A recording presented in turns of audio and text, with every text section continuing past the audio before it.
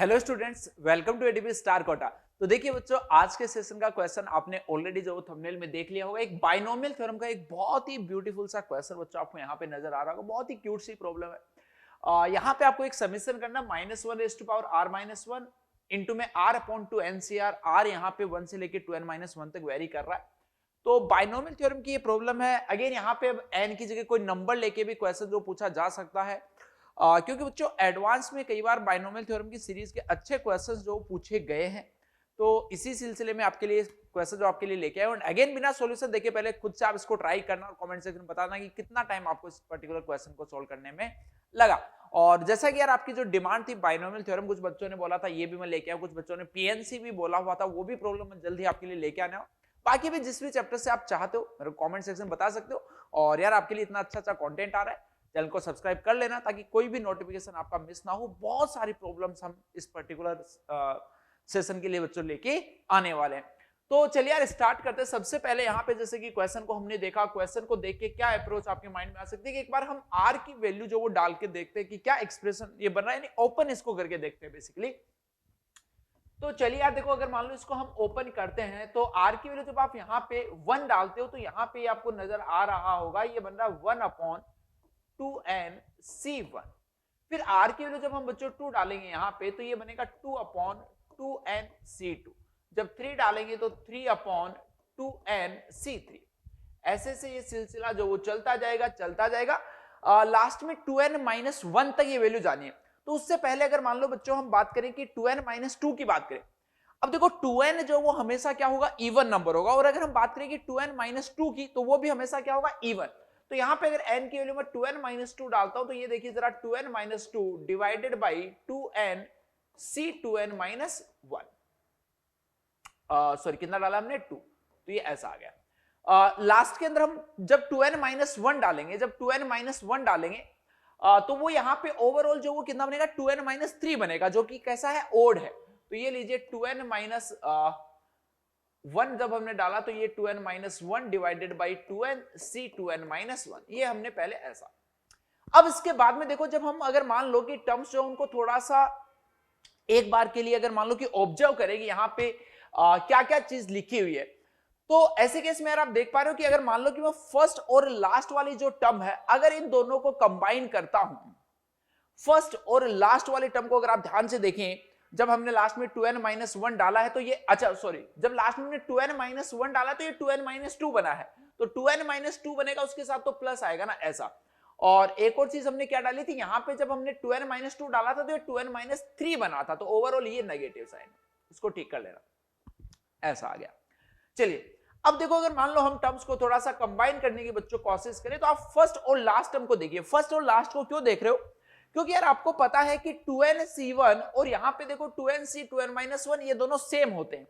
Similar way में 2nc2 और 2ncn 2n-2 की बात करें तो ये भी दोनों जो बच्चों आपके पास में कैसी टर्म्स लिखी हुई है, सिमिलर टर्म्स जो लिखी हुई है। चलिए, तो अगर इन दोनों को मैं कंबाइन करूं तो आप एक चीज देखिए, मैं डायरेक्टली एक स्टेप डायरेक्टली लिख दे रहा हूं, आप समझ लेना। इसको हमने 2nc1 लिखा, ये भी 2nc1। अगर इन दोनों को एलसीएम लेंगे तो ऊपर क्या बनेगा बेटा, 1 + 2n-1, यानी ओवरऑल क्या बच गया, 2n डिवाइडेड बाई 2nc1। इसके बाद में अगर इन दोनों को कंबाइन करेंगे तो फिर से देखो 2 जो वो कैंसिल आउट, यानी -2n/2nc2। आगे का प्रोसीजर बच्चों आप समझ गए होंगे, 2n/2nc3। अब मेन मुद्दा कि ये सब तामझाम जो वो कहां तक चलेगा। तो यहां पे देखो टोटल नंबर ऑफ टर्म्स जो 2n-1 टर्म्स हैं, यानी नंबर ऑफ टर्म्स ओड है। तो जो बीच वाली टर्म होगी उसको तो देखो मैं यहां पे एक बार के लिए बाहर लिख देता हूं। बीच वाली टर्म में क्या होगा, n आएगा। तो -1n-1 इंटू में n/2ncn। अब आपको नहीं पता ये प्लस होगा या माइनस होगा, इसलिए मैंने -1 की पावर में लिखा है, क्योंकि डिपेंड करता है बेटा कि n जो है वो ओड होगा या फिर आपके पास में इवन होगा।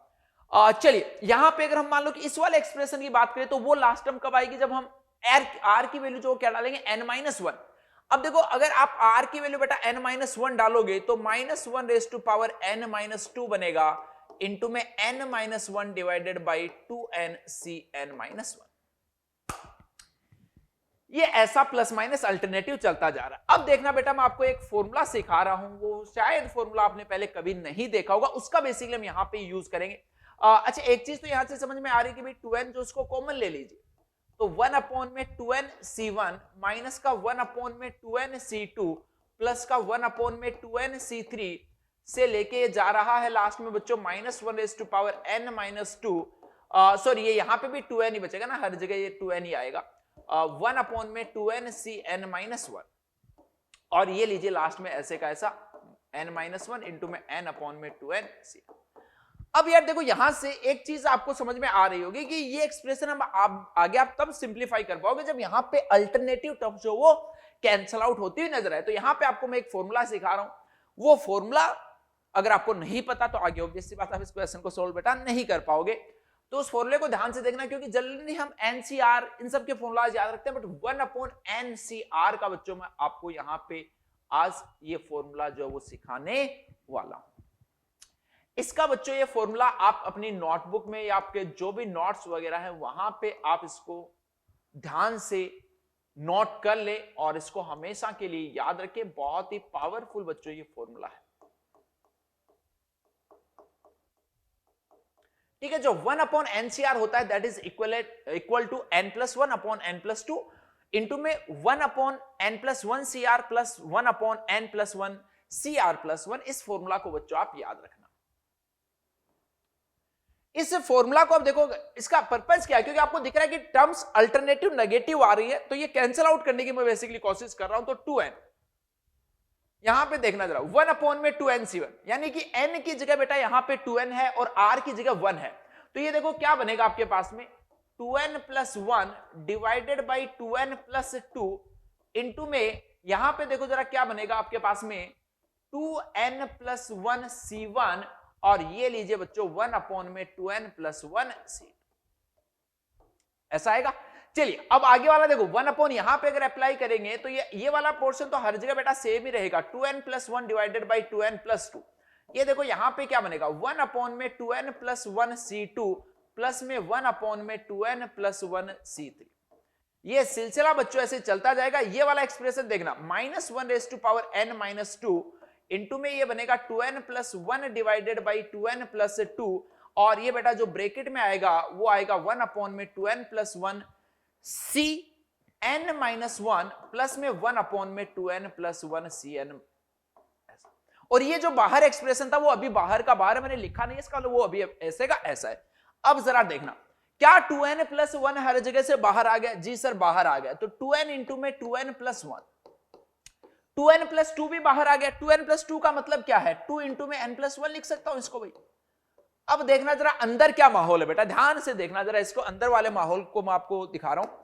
ये यहां पे प्लस का 1 अपॉन 2n प्लस 1 c2 है, और ये यहां पे माइनस का है, खत्म।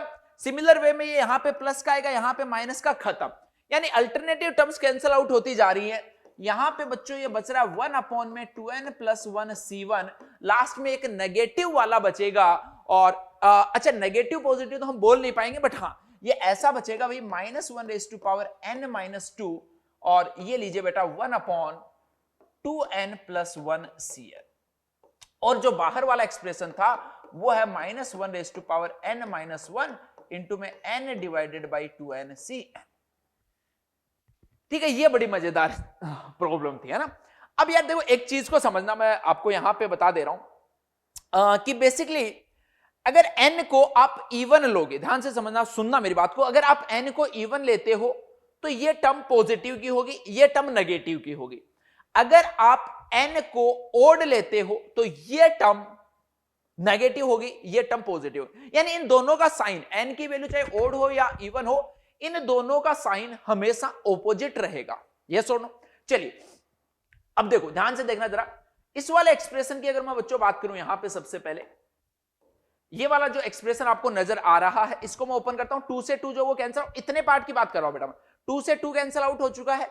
ये लीजिए n इंटू में 2n plus 1 divided by n plus 1। ये यहां पे अगर मान लो मैं इसको ओपन आपको करके दिखाऊं तो ये 1 अपॉन में 2n प्लस 1 है। चलिए ये इतना पोर्शन हो गया।